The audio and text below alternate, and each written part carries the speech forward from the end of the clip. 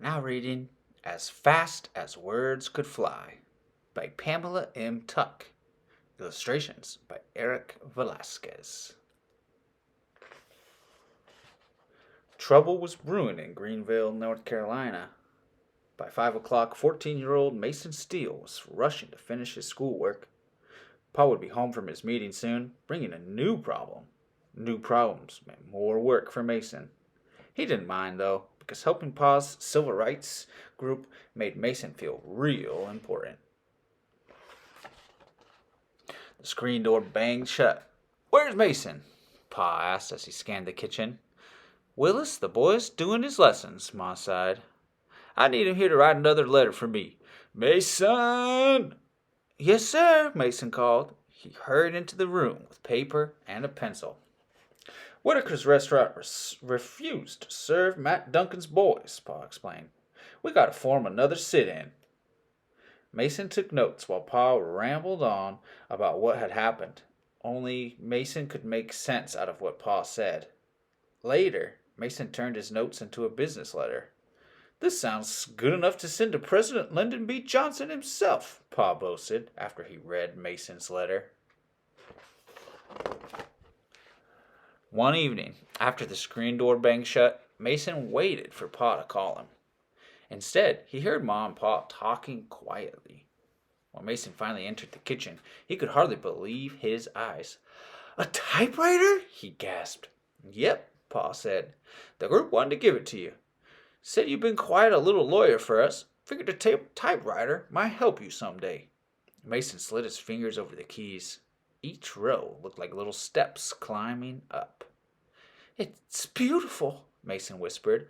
"I'll type the civil rights group a thank you letter." "That'll be the right thing to do," Ma agreed. Soon school was out. During the summer, Mason and his two older brothers, Willis Jr. and Henry, picked tobacco for a few of the white boys who lived nearby. Patrick and Daniel Jones were the only two who acted friendly. They often raced against Mason and his brothers to be the first to fill the mule cart. In the evenings, Mason was weary from the day's work, but that didn't stop him from practicing his typing. Instead, using his index fingers to pick out the keys, he learned where every little letter and symbol was located on the typewriter. Summer flew by. Before he knew it, Mason started his first year of high school. After the third week, Pa called him and his brothers into the kitchen one evening. "Boys, I got some real important news for you," he began. "We just won a case we've been fighting for a long time. It ain't right for y'all to be bussed 12 miles to Bethel Union High School when Belvoir High ain't but 3 miles away." The boys' eyes widened. "Pa, you know the white folks ain't gonna like us going to their school, not one bit," Willis Jr. stammered. "Like it or not, y'all's going," Pa replied. "Somebody's got to make a change." The boys stared at one another in disbelief. "The bus will be here early Monday morning, so be ready," Pa said as he got up from the table and left the room. Monday morning, Mason and his brothers were nervous. They watched the school bus come roaring up the road.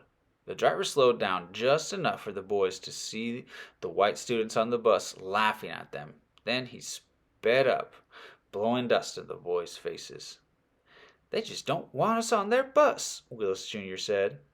"I don't want to ride their bus no ways," Mason added. The boys trudged back to the house. When they told Pa the driver hadn't stopped for them, Pa was furious. The next day, the same thing happened. The third day, the bus stopped. Slowly, the boys climbed the steps. "Move it! I ain't got all day," the driver yelled. "And get to the back." The boys stumbled over one another as they hustled down the aisle. Henry spotted a familiar face. "Hey, Patrick," he said. Patrick didn't answer. He just looked straight ahead. "You Steele boys are asking for trouble," Daniel whispered. The driver took off. The sudden motion threw the boys into their seats. When the boys arrived at Belvoir High, the principal, Mr. Bullock, barricaded the doorway. He looked as if he had smelled a skunk. Report to class after the bell rings, he snapped, and thrust their schedule towards them. How will we know where to go? Willis Jr. asked. You find a way to get in here, so find your way around. Mr. Bullock turned and stormed into the building. By the time Mason located the right room, the class had already started. Cold stares and grimaces greeted him when he entered. Mason knew which seat was his, the one in the back corner. Against the odds, Mason did well in school. He especially liked typing class. The teacher, Mrs. Roberts, ignored him, but he paid strict attention when she helped others. At home, Mason practiced what he had learned. It wasn't long before he needed to earn some money to buy typing paper and other supplies. Mason found out that the Neighborhood Youth Corps sponsored an after-school program that offered jobs. He applied and received a position in the school library. What can you do, boy? Miss Turner, the librarian, asked. I can type, ma'am, Mason answered. Well, come over here so I can show you what to do. Miss Turner took a stack of index cards and sat down at a typewriter. Pay attention, because I'm not going over this with you a second time, she snapped. Mason had to transfer the information on the spines of books onto the cards.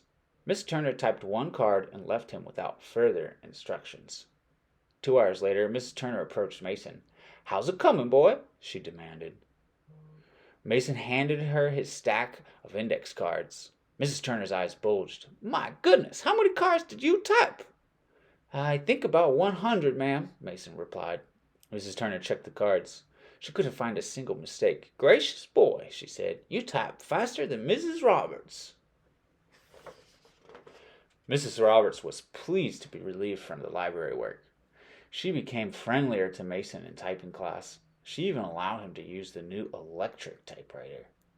The first time Mason used the electric typewriter, the letters jumped onto the paper with the slightest touch. He had to get used to pressing a button to return to the left margin of his paper.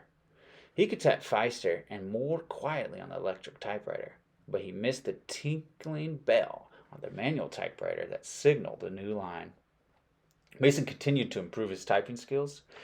Before long, he could type 40 words per minute. His job was going well, too.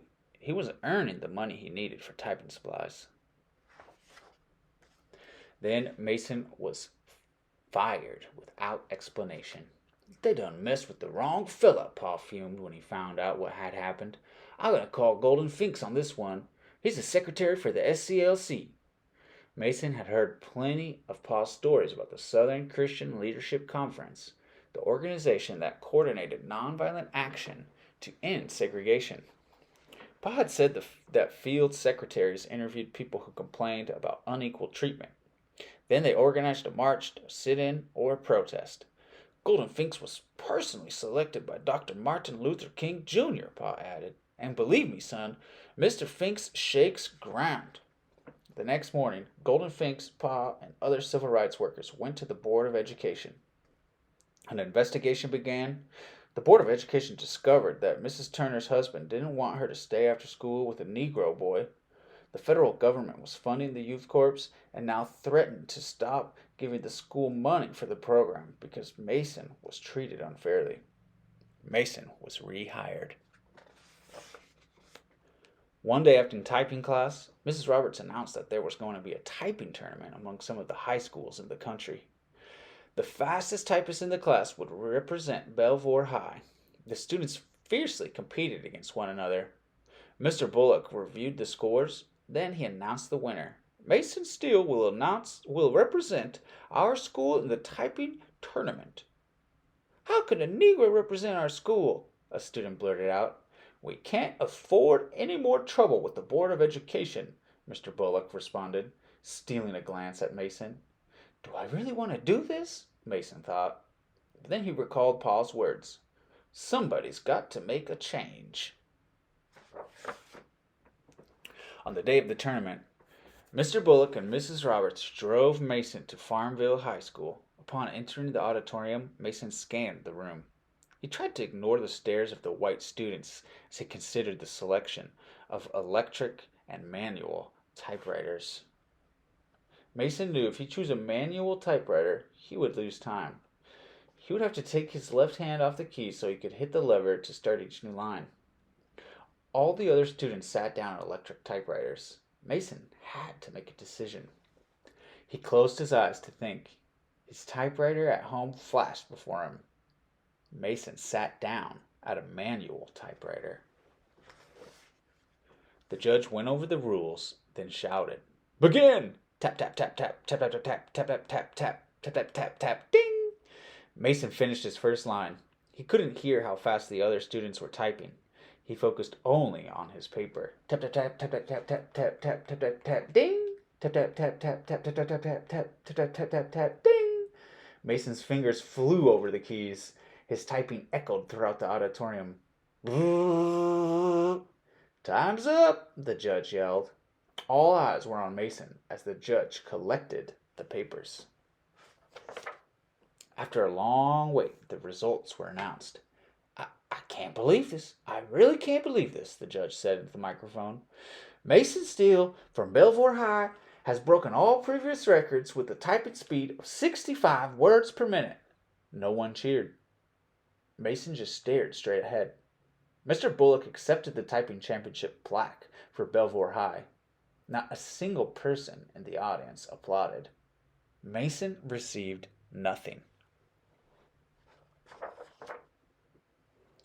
"That's some skill you have, boy," Mrs. Roberts complimented Mason on the drive back to school. "Thank you, ma'am," Mason responded. "I just have one question," Mr. Bullock said. "Why in the world did you choose a manual typewriter?" Mason cleared his throat. "'Cause it reminds me of where I come from, sir." Neither of the adults said anything more to Mason the rest of the way, but Mason knew his words typed on a paper had already spoken for him, loud and clear. That is the end of As Fast as Words Could Fly. Here is the author's note. Although this story is a work of fiction, it is based on the real-life experiences of my father, Moses Teal Jr., during the 1960s. In 1954, the U.S. Supreme Court ruled in the case of Brown versus the Board of Education that racial segregation of students in public schools was unconstitutional, and school systems around the country were ordered to desegregate with all deliberate speed. However, the pace and method of desegregation was left to local and state authorities and district courts. 10 years later, there were still many areas in the country that had seen almost no change. It took passage of the Civil Rights Act of 1964 to strengthen enforcement, along with the federal government's threat to withhold funding to school districts that continued to have separate schools for black and white students.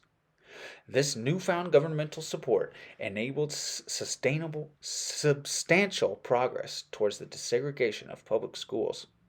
In December 1964, my grandfather Moses Teal Sr. filed a lawsuit in the name of one of my father's brothers. The suit, Teal vs. Pitt County, North Carolina Board of Education, demanded desegregation of the county school system. As a result, in June 1965, Pitt County began implementing a court-ordered desegregation plan that allowed parents to choose the schools their children attended. When the new school year began, more than 200 African American students entered formerly all-white schools. My father and his two brothers were among those students. My father's fears of attending a formerly all-white school stemmed from a combination of the challenges of high school and the rejection he anticipated. Starting a new school meant more than leaving friends. It meant breaking barriers and making history. Despite the adversity he faced, he worked hard and wasn't afraid to use his typing talent to defy the prejudices of people who considered him inferior. In 1968, my father was one of the first African Americans to graduate from Belvoir Falkland High School. In my father's day, manual and electric typewriters made writing and office work faster and easier. In the 1980s, personal computers began replacing typewriters for those tasks. Today, computers are used everywhere. Just as technology has advanced over the years, so has my father. He still owns a manual typewriter. But being a man who welcomes change for the better, he has learned to use a computer. The days of legalized segregation in the United States are over, and our society continues its progress towards tolerance and the acceptance of diversity. My father, and so many other ordinary people like him, played an integral part in moving our country in this direction. Their hard work, determination, and courage set an example for all who face challenges in their rights and freedom. Here's a picture of the author with her father and a manual typewriter.